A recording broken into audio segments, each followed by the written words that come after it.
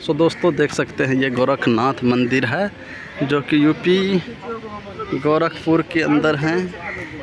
बहुत ही अच्छे जगह हैं, बहुत ही ज़बरदस्त हैं। देख सकते हैं यहाँ पर हम सभी लीडर लोग आए हैं। देख सकते हैं वीरेंद्र सर घूम रहे हैं, इधर पे सर घूम रहे हैं, इधर रोबिन सर हैं, सभी अपने अपने कैमरे में लगे हुए हैं।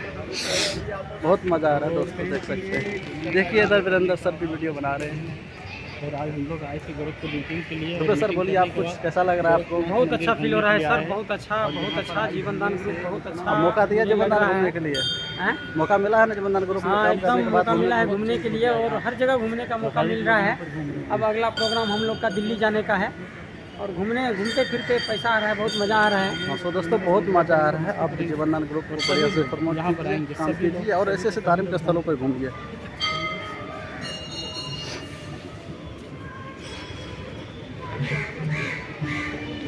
तो देख सकते हैं गाना सुनना चाहिए, देखे साउंड की आवाज़, ये चीज़